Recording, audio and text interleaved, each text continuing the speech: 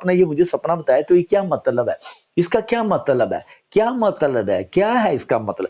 तब फिर परमेश्वर जो है बताएगा। प्रियो, मैंने जनवरी में 1 जनवरी को सपना देखा सुबह सुबह, तो वहां पर मैं करीब को 1.5 घंटा सोया था। उस टाइम मैं सपना देखा तो परमेश्वर मुझे बताया। उठ के मैं सोचने लगा, बेचैन हो गया पहले तो। जब बेचैन हुआ तो उसके बाद मेरे बच्चे बैठे थे साथ में, क्योंकि ये मेरे बच्चे, मैं उनसे शेयर कर सकता हूँ। मेरी पत्नी मेरी दे है, इसको तो पता होना चाहिए सबसे पहले हर चीज का। तो मैं जब इनसे बात करी तो इनको भी नहीं समझ आई कि क्या मतलब है, ये कौन है व्यक्ति, किसके ऊपर ये विपत्ति आने वाली है। ये सारे करने लगे, सारे क्वेश्चन के ऊपर क्वेश्चन। तब मैं चुप हो गया, मैं कह रहा इनको भी नहीं पता है, तो अब हम प्रार्थना ही करेंगे। जिसने मुझे बताया है सपना, मैं उसी से पूछूंगा। तब मैं 12 बजे के प्रेयर आवर्स में गया अंदर कमरे में और बंद किया दरवाजा, और परमेश्वर से मैंने और कोई बात नहीं कही। मैं कहा प्रभु ये जो सपना मुझे दिया, मुझे बताओ उसके बारे में। फिर परमेश्वर मुझे बताने लगा कि ये मतलब ये है इस स्वप्न का, जो मैंने आपको बताया कि विपत्ति आसमान से आएगी, ये वो है। मैं इस वर्ष जो है ये करने जा रहा हूं। मैं उन लोगों के घमंड को चूर चूर करने जा रहा हूं जिन्होंने मेरी प्रभुता को, मेरे सामर्थ को, मेरे वैभव को, मेरी महिमा को अपने इसमें योग्यता में बदल डाला है। और इस वर्ष जो है कोई नहीं जानता विपत्ति आसमान से कब कैसे आएगी किसी के ऊपर। तो मुझे कैटेगरी भी बताई परमेश्वर ने कि कौन कौन है जो इसमें चपेट में आएंगे इसके। सो प्रियो, परमेश्वर का धन्यवाद करें। परमेश्वर जब दर्शन देता है, स्वप्न देता है, उसे सीरियसली लें, उसे लिख लें, नोट कर लें। बाइबल की तरह लिखा ना, कल सुबह प्रार्थना भी करेगा हमारी एक बेटी ने कि अगर ये सारी किताबें लिखी जाती तो समा नहीं पाती।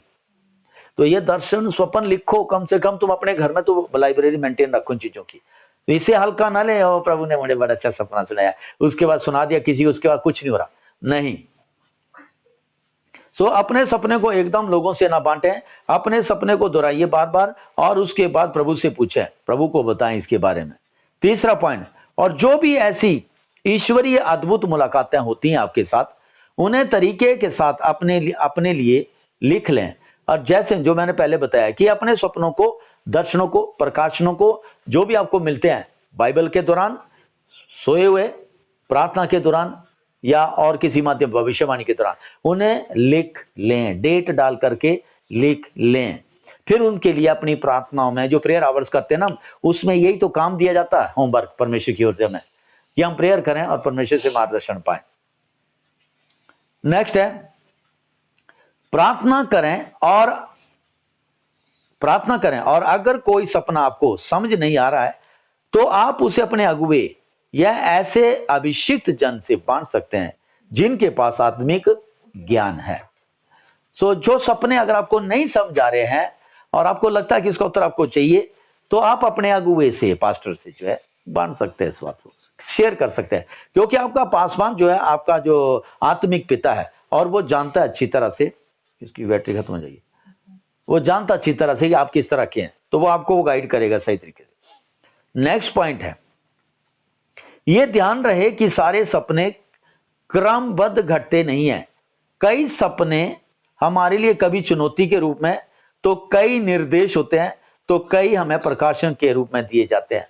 तो जो भी स्वप्न एक विश्वासी देखता है, एक के बाद एक के बाद एक के बाद, ये ना सोचे कि ये स्वप्न जो है अब एक के बाद घटना घटेंगे, एक के बाद ये घटने लग जाएंगे। नहीं, हर सपना अलग अलग प्रकार के रूप में आता है।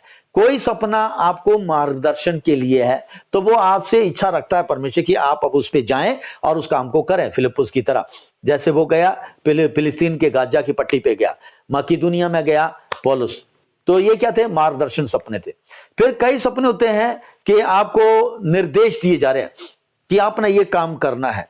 कई सपने जो होते हैं आपके लिए चुनौती होती है कि नहीं, आपने यहां नहीं जाना, उससे नहीं मिलना, उनसे। तो ये स्वप्न, दर्शन, प्रकाशन, भविष्यवाणियां, ये चीजें लिख लो, और ये अपने टाइम से घटती हैं, और जैसा जिसके हिसाब से कहा गया है वैसा ही तुम फॉलो करो, तो वो भी घटने लग जाती हैं आपके साथ। हालेलुया। सो कई स्वप्न जो है प्रकाशन के रूप में दिए जाते हैं कि आपको पता नहीं था, और अब आपको बता दिया गया है कि ये भी है आपके साथ। उस प्रकाशन को आप चर्च के साथ बांट सकते हैं। हालेलुया।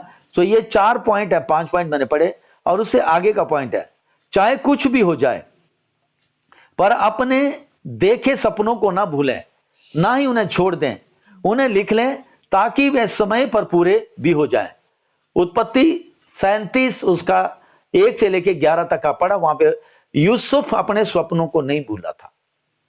उसे पता था कि परमेश्वर से सपन दिए है और परमेश्वर ने 13 साल बाद वो सपन उसकी लाइफ में पूरे किए और यूसुफ को जो है मिस्र देश का प्रधानमंत्री भी बना दिया।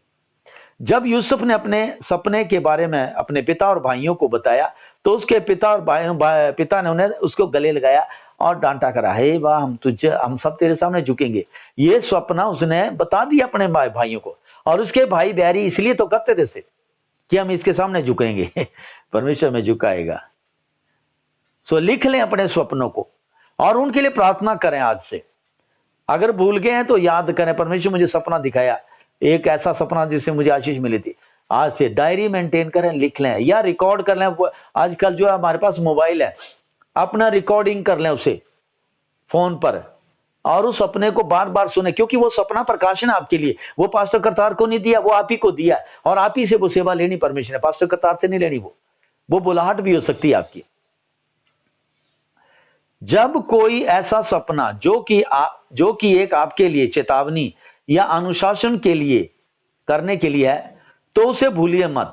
नेक्स्ट पॉइंट, अगर सपने में कोई आपको वार्निंग दी है परमेश्वर ने, या भविष्यवाणी में वार्निंग दी है, या मीटिंग के दौरान वार्निंग मिली है, या आपको प्रार्थना के दौरान परमेश्वर ने प्रकाशन दिया और वार्निंग दी है, उसे भूलिए मत, उसे वैसा ही करिए जैसा परमेश्वर ने कहा है या अपने प्रभु के दास के मुख से सुन लिया है।